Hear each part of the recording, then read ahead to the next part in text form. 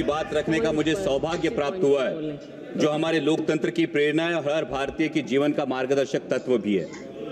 अध्यक्ष महोदय, जब हमें आजादी मिली तब कई देशों ने हमारा मजाक उड़ाया था,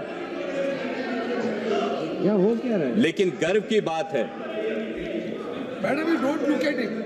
की बात है कि इतना खंडप्राय देश होने के बावजूद आज हम विश्व के सबसे बड़े लोकतंत्र के रूप में लगातार प्रगति की ऊंचाइयों को छू रहे हैं। और इसका एक प्रमुख कारण है संविधान, जो हमें व्यक्ति केंद्रित नहीं बल्कि राष्ट्र समर्पित होने की सीख देता है। अध्यक्ष महोदय, मैं उस महाराष्ट्र की भूमि से आता हूं जहां 350 साल पहले छत्रपति शिवाजी महाराज ने एक आदर्श प्रस्तापित किया था, रयतेच राज्य स्वराज्य। Chhatrapati Shivaji Please bring house in order. Never disturb a single speaker. Amol, क्या हो रहा है? स्पीकर साहब देख लेंगे जो आप हाउस इन ठीक। Thank you. धन्यवाद अध्यक्ष महोदय। अमोल को आइए, ठीक ठीक है स्पीकर साहब देखेंगे। आइए अमोल कॉलेज। Thank you. धन्यवाद अध्यक्ष महोदय। अमोल कॉलेज, स्पीकर साहब देख लेंगे जो आपने कहा है। स्पीकर साहब देखेंगे जो आपने कहा है, ठीक है। धन्यवाद अध्यक्ष महोदय। अध्यक्ष महोदय, आज मैं खुद को गौरवान्वित महसूस कर रहा हूं क्योंकि आज मुझे एक ऐसे please bring house in order. Amol, क्या हो रहा है? स्पीकर साहब देख लेंगे जो आपने पॉइंट ऑफ ऑर्डर उठाया है वो देख लेंगे। आप चेयर को इंटिमेट करना चाहते हैं? चलिए। चेयर की रोलिंग की समझ प्लीज आपका टाइम मत काटिए। हाँ, इट्स नॉट हिज फॉल्ट। कोले जी। धन्यवाद अध्यक्ष महोदय। आज मैं खुद को गौरवान्वित महसूस कर रहा हूं क्योंकि आज मैं एक ऐसे दस्तावेज पे अपनी बात रखने का मुझे सौभाग्य प्राप्त हुआ है, जो हमारे लोकतंत्र की प्रेरणा है और हर भारतीय के जीवन का मार्गदर्शक तत्व भी है। अध्यक्ष महोदय, जब हमें आजादी मिली तब कई देशों ने हमारा मजाक उड़ाया था, क्या हो क्या रहा है? लेकिन गर्व की बात है कि इतना खंडप्राय देश होने के बावजूद आज हम विश्व के सबसे बड़े लोकतंत्र के रूप में लगातार प्रगति की ऊंचाइयों को छू रहे हैं। और इसका एक प्रमुख कारण है संविधान, जो हमें व्यक्ति केंद्रित नहीं बल्कि राष्ट्र समर्पित होने की सीख देता है। अध्यक्ष महोदय, मैं उस महाराष्ट्र की भूमि से आता हूं जहां 350 साल पहले छत्रपति शिवाजी महाराज ने एक आदर्श प्रस्तापित किया था, रयतेच राज्य स्वराज्य।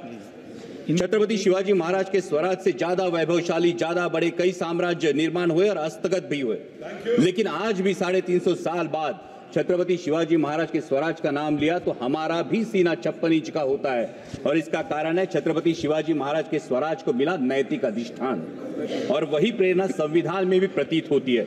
समता, बंधुता और स्वतंत्रता के नैतिक अधिष्ठान पर मानव का उत्थान और मानवता का कल्याण। और इसीलिए संविधान के निर्माण में योगदान देने वाले हर उस व्यक्ति के प्रति मैं कृतज्ञता व्यक्त करता हूं और उन्हें आदरपूर्वक नमन करता हूं। अध्यक्ष महोदय, जब हम अमृतकाल की बात करते हैं, जब अमृत की बात हो तो हलाहल की बात तो निकलती है, और जब हलाहल की बात निकले तो मंथन तो होना चाहिए। लेकिन मेरा ये मानना है कि इस मंथन में पुराने जख्मों को कुरेदने से अच्छा है कि वर्तमान का परीक्षण करें और भविष्य का अवलोकन करें। अध्यक्ष महोदय, संविधान ने संसद को संवैधानिक व्यवस्था में प्रमुख स्थान दिया है, लेकिन दुर्भाग्य की बात है कि कई बार हम संसद को राजनीतिक अखाड़े में बदला हुआ अनुभव करते हैं। व्यक्तिगत टिप्पणियां और नारेबाजी की वजह से कई बार संसद की कार्यवाही भी स्थगित करनी पड़ती है। किसी नेता का किसी पूंजीपति से क्या संबंध है, कौन नेता किसकी फ्लाइट में कहां गया, या किस विदेशी नेता ने किस नेता को डोनेशन दिया, इन बातों से हमें लगता है ये महत्वपूर्ण होना चाहिए कि हमारे देश के किसान की, नौजवान की, आम आदमी की आवाज यहां उठाई जाती है या नहीं, उसकी समस्या का यहां समाधान होता है या नहीं।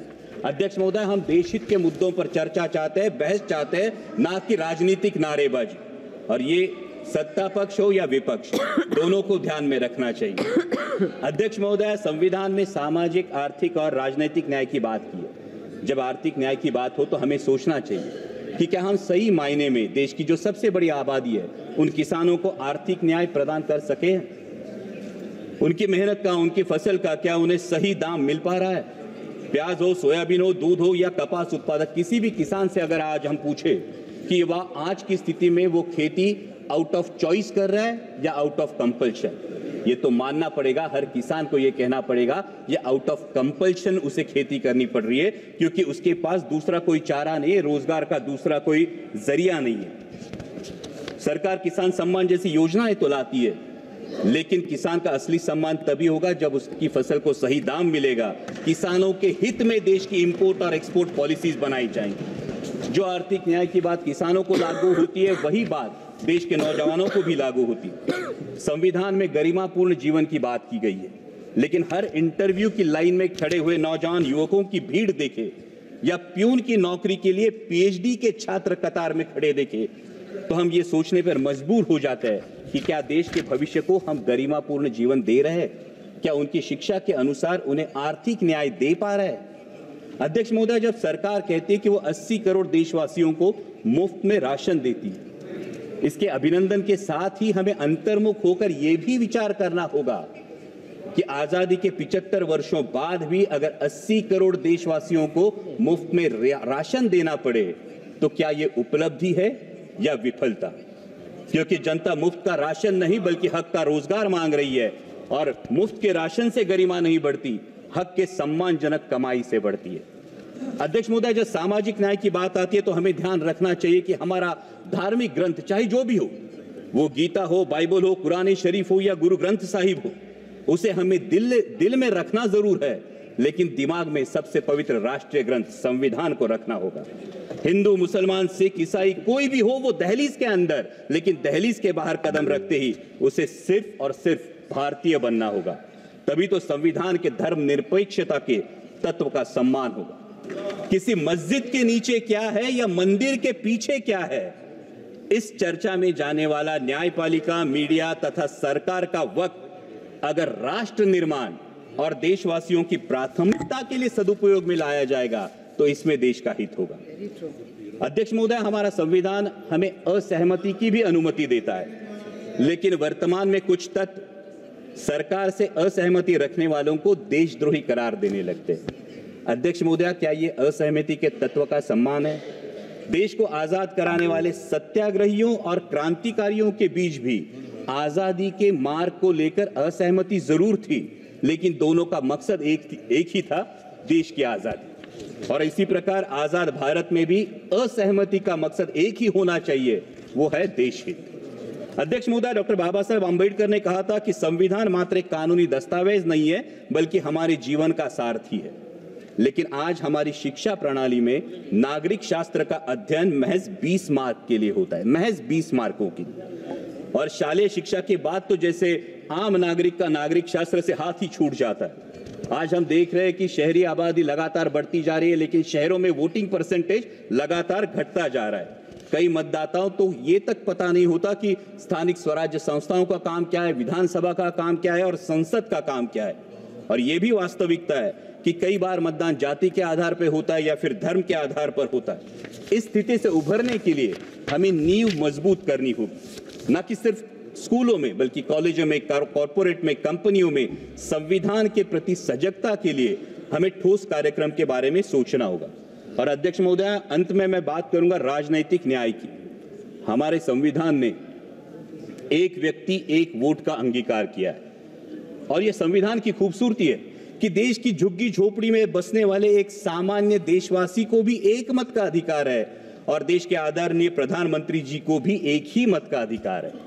और इसलिए मैं मानता हूं कि हमारा वोट ये सिर्फ संविधान ने दिया हुआ अधिकार नहीं, ये हमें दिया हुआ एक बेशकीमती उपहार है। लेकिन अध्यक्ष महोदय, अगर हमारी कोई बेशकीमती चीज अगर खो जाती है या चोरी हो जाती है तो हम क्या करते हैं? हम शिकायत करते हैं। और अगर दरोगा कहे कि चोरी हुई नहीं तो हम क्या करते हैं? फिर हम अपने आप से तहकीकात करने की कोशिश करते हैं, हम तफ्तीश करने की कोशिश करते हैं। लेकिन अध्यक्ष महोदया, महाराष्ट्र के विधानसभा चुनाव में कई मतदाताओं को आशंका है कि या तो उनका दिया हुआ वोट खो गया या फिर चोरी हो गया। लेकिन दरोगा ने कहा ऐसा कुछ नहीं हुआ। और इसलिए महाराष्ट्र, सर ये तो लोगों का कहना है, इसलिए महाराष्ट्र के सोलापुर जिले के मार्कड़वाड़ी के लोगों ने बैलेट पेपर पर यह जानने की कोशिश की कि उनका मत गया कहां, लेकिन प्रशासन ने इस पर रोक लगा दी। इन्होंने, मैं ये डिस्क्लेमर ही देता हूं, मैं ईवीएम से आया हूं, लेकिन जिन मतदाताओं की यह आशंका है उन मतदाताओं की बात यहां रखना मैं समझता हूं मेरा कर्तव्य है। ना उन्होंने इलेक्शन पे अविश्वास दिखाया था, ना उनको फैसले पे आपत्ति थी, क्योंकि वहां पे तो उम्मीदवार जीत के आया है, उम्मीदवार जीत के आया है। फिर भी लोग जानना चाहते हैं वोट कहां गया, खो गया या चोरी हो गया। लेकिन उन्हें ये करने से मना करना, क्या ये राजनीतिक अधिकार है? अध्यक्ष महोदय, लोकतंत्र में चुनाव प्रक्रिया की बहुत अहम प्रक्रिया है और महाराष्ट्र में विधानसभा चुनाव के बाद, जैसा मैंने कहा, मैं चुन के आया हूं ईवीएम पे, लेकिन मतदाताओं में एक संभ्रम है, एक असमंजस है और कई सारे संदेह, कई सारी आशंकाएं हैं। लोकसभा चुनाव के बाद महज 6 महीनों में लाखों मतदाताओं के नाम मतदाता सूची में जुड़े हैं और इलेक्शन कमीशन बार बार मांग करने के बाद भी ये सूची विपक्ष को नहीं सौंप रही है। उसी के साथ में जो सुप्रीम कोर्ट की गाइडलाइंस थी, जो 5% वीवीपैट कंट्रोल यूनिट और बैलेट यूनिट का वेरिफिकेशन होना था, ये सुप्रीम कोर्ट के गाइडलाइन के बावजूद अचानक इलेक्शन कमीशन ने नई एसओपी जारी की है, जिसमें ये वेरिफिकेशन नहीं होगा, बल्कि पूरी मेमोरी बर्न करके सिर्फ उसमें मॉक पोल कराया जाएगा। तो इससे असमंजस और भी बढ़ जाता है। हमारी मराठी में कहावत है, कर नाही त्याला डर कशाला, कुछ किया ही नहीं तो डरते क्यों, हाथ कंगन को आरसी क्या। और इसलिए अध्यक्ष महोदया, ये शंका उत्पन्न होती है, क्या कुछ छुपाने की कोशिश हो रही है? क्या दाल में कुछ काला है या पूरी दाल ही काली है? अध्यक्ष महोदय, लोकतंत्र की मजबूती के लिए जनता का, ये हम और उनकी बात नहीं, ये सत्ता पक्ष विपक्ष की बात नहीं अध्यक्ष महोदया, लेकिन लोकतंत्र मजबूत रहने के लिए जनता का चुनावी प्रक्रिया पर विश्वास कायम रहना बहुत जरूरी है। और चुनाव आयोग का गठन ही फ्री और फेयर इलेक्शन के लिए हुआ है। इसलिए आपके माध्यम से मेरी दरखास्त है कि 5% ईवीएम में मॉक पोल की जगह वोट वेरिफिकेशन कराया जाए और साथ ही में चुनाव प्रक्रिया में अधिक पारदर्शिता लाने के लिए ईवीएम का लॉग डेटा उम्मीदवारों को दिया जाए।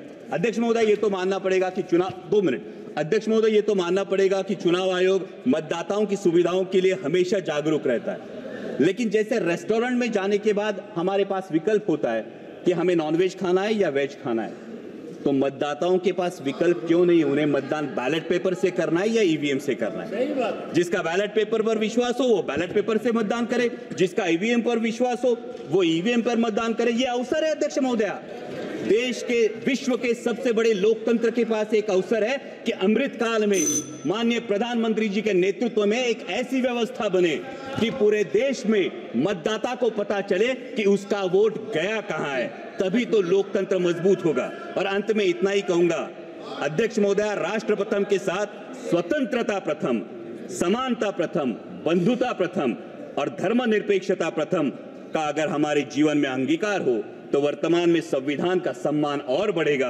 और भविष्य में हमारा लोकतांत्रिक गणराज्य विश्व की महाशक्ति बनकर उभरेगा। और इसीलिए छोड़ो कल की बातें, कल की बात पुरानी, नए दौर में लिखेंगे मिलकर नई कहानी, हम हिंदुस्तानी। जय हिंद। शंभवी जी,